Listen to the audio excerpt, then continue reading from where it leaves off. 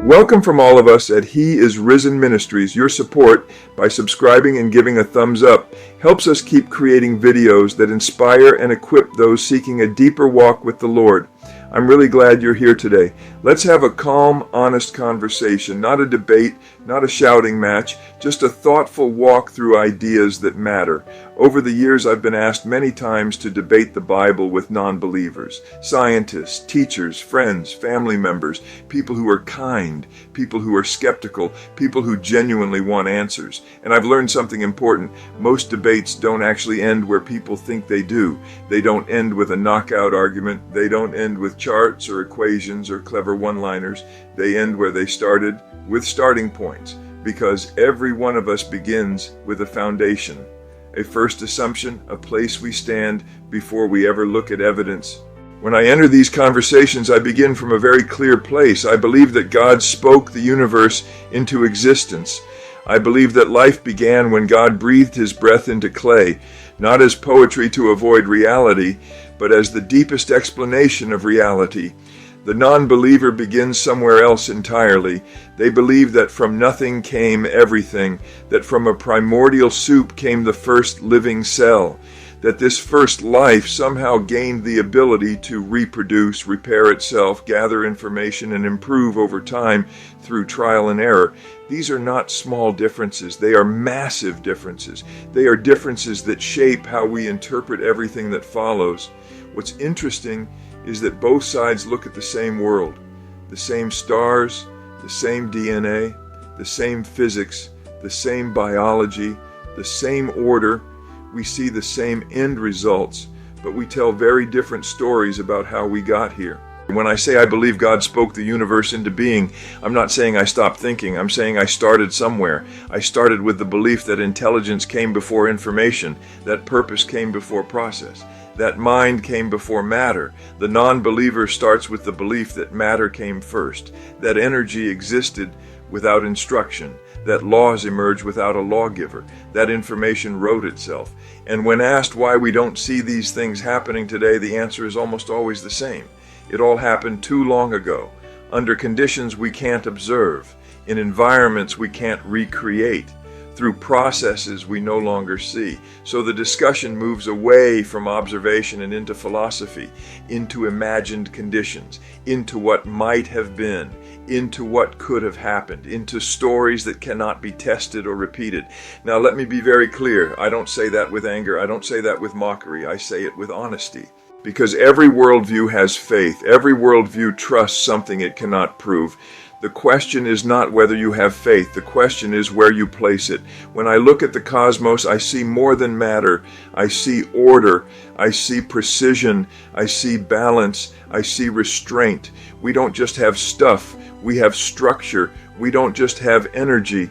We have laws governing energy. We don't just have particles. We have four fundamental force fields holding everything together. Forces that act like invisible threads, keeping the universe from flying apart or collapsing in on itself. Gravity, electromagnetism, the strong nuclear force, the weak nuclear force.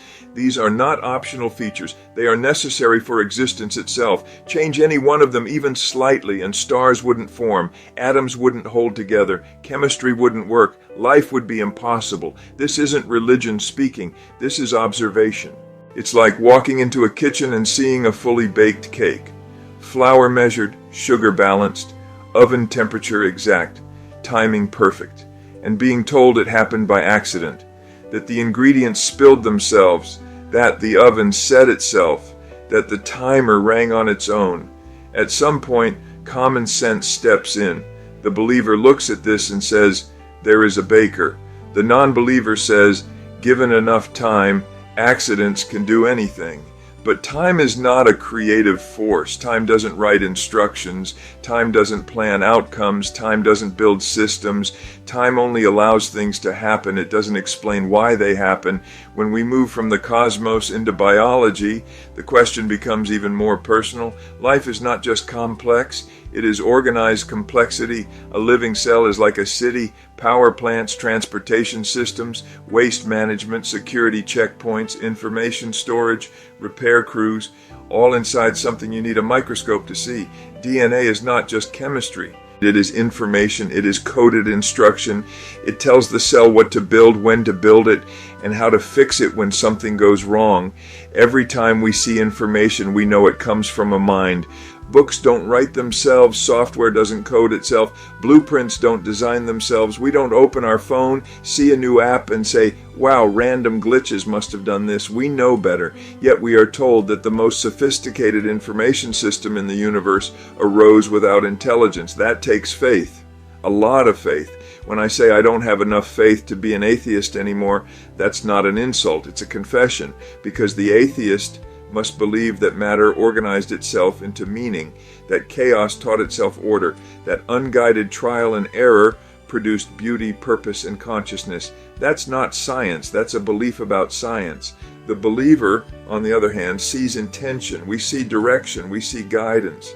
We believe the laws of physics were not discovered. They were established. We believe the universe is not self-explaining. It is declared. When Scripture says that the heavens declare the glory of God, it's not asking us to turn off our brains. It's asking us to use them.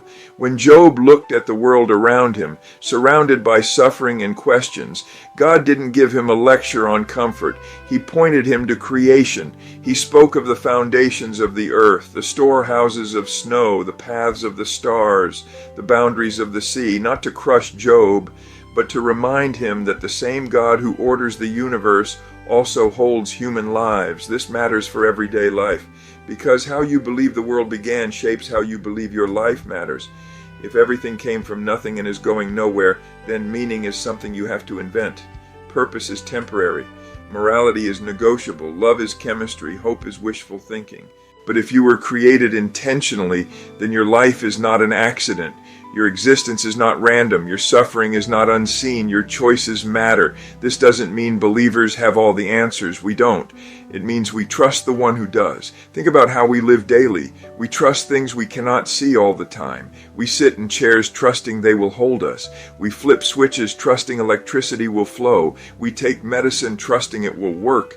We board airplanes trusting engineers we've never met. Faith is not blind. Faith is reasonable trust based on evidence. And the evidence of creation points to a creator. The non-believer sees the same complexity and says trial and error was enough, but trial and error only works when errors don't destroy the system. Life doesn't allow endless errors, too many mistakes, and the organism dies. The system fails. That's like saying a car could assemble itself through random collisions, even though most collisions destroy cars. At some point, explanations must fit reality. This conversation is not about winning arguments. It's about inviting reflection. What if the reason the universe makes sense is because it was meant to?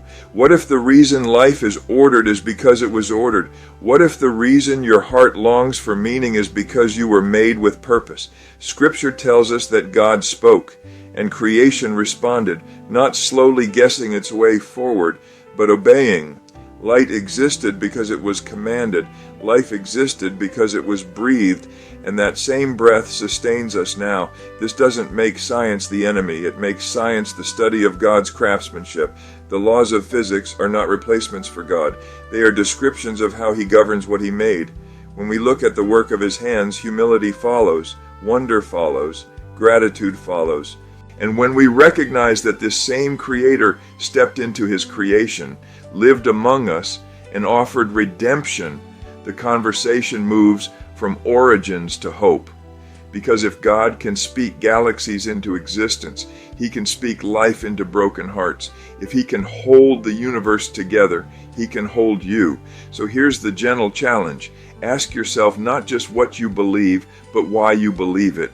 Ask whether your starting point explains the world you see. Ask whether it accounts for meaning, morality, and hope. And if you've been told that faith is opposed to reason, consider this. Faith in a creator may require fewer assumptions than faith in accidents.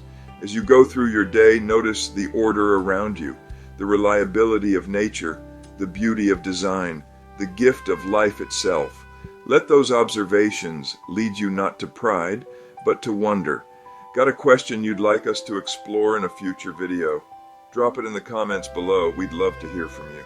For now, rest in the knowledge that the one who loved you first has already prepared a place for you in his eternal family, and may his voice ring clearly and powerfully this very day.